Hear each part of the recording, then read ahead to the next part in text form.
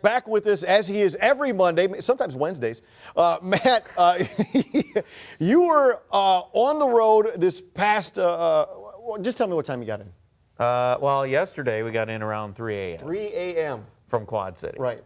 So that's because we lost an hour. We were an hour back. True. So we had to get that hour back at some point, right, which we did, closing across Indiana. Yes. And got that hour back. Unfortunately, it put us further behind. On a bus with a bunch of stinky dudes that just played hockey. Yeah, so it's a wonderful thing. I credit you each and every time.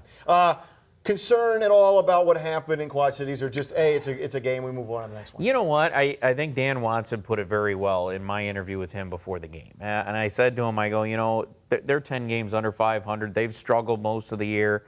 You know, how do you keep the focus on what they're doing?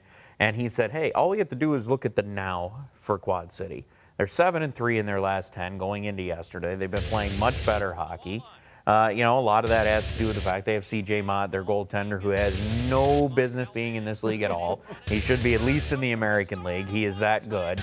And we saw it again yesterday. Toledo had a number of opportunities. They could have very easily won the game. Instead, you fall behind. Now you got to battle back against him. And they got 3 goals against him, which a lot of nights is going to win. Unfortunately, had some defensive breakdowns that I'm sure the coaching staff not very happy about. And it's so hard as a player. You just played a great game Saturday night against Kalamazoo, a division opponent, a team you might end up seeing in the playoffs, and now you go to playing Quad City, who has struggled most of the year. It's almost human nature to, okay, you know, they give up a lot of goals. Let's get our offense going, and you have a couple of lapses. They get a break on their game-winning goal that goes in off of Parker Reno, and that's all it takes sometimes. And I know we talked about this last week, and it's been talked about ad nauseum, but the 8 games, I mean, is that still sticking in the craw some people?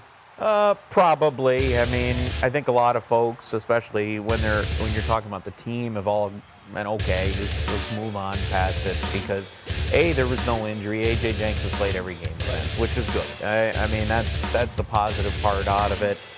The other side of it is, I mean, you can be upset at it all you want. It's not going to change. He's not going to get any more games. He's not going to get a bigger fine than what they gave him, which we don't know what that number ended up being anyway. How hard did they hit him in the pocketbook as well?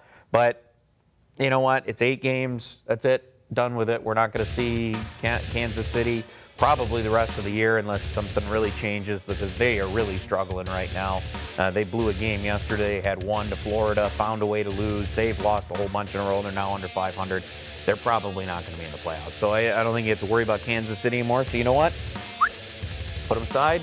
Be done with it. So that means we can stop showing that brawl over and over and over. Yeah, right? it would be. I mean, if you want to keep playing it over and over again, Eric, that's fine. Right. You know, but like I've told you before, there's some things you got to let go, and take it, move it over here, and be done with it. The king of transition, Matt Melzak, because if you check the standings today and you see in the division and then in the conference, who is sitting a point up on Toledo?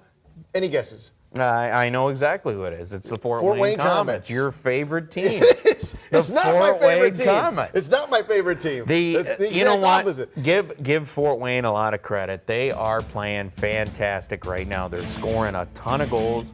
It's very rare that anyone could stop them, except C.J. Mott, by the way, who beat them with 60 saves the previous weekend. Wow. Toledo and Fort Wayne have really separated themselves from the other teams in the division. Kalamazoo, Cincinnati, whether Indy can keep rolling as they have. Their problem is they got to play Toledo 4 more times yet. But the way Fort Wayne's playing right now, it's going to be hard-pressed to top them by the end of the year. And you know, we say that now. Now they could get a couple of injuries next weekend. A couple guys get called up. All of a sudden, they're the Wheeling Nailers getting hammered 6-0 yesterday in Reading because they're basically playing 3 guys short. They got no goaltending. It is amazing in this league. This is why you have so many streaks. This is why you have a team that goes on a 10-game unbeaten streak, and then the next week, 2 weeks, they can't win a game. Matt Melzak, the voice of hockey in Toledo. Thank you so much. You're welcome. Have a good weekend. Hey, I know I will. We'll see you down there, right? Okay.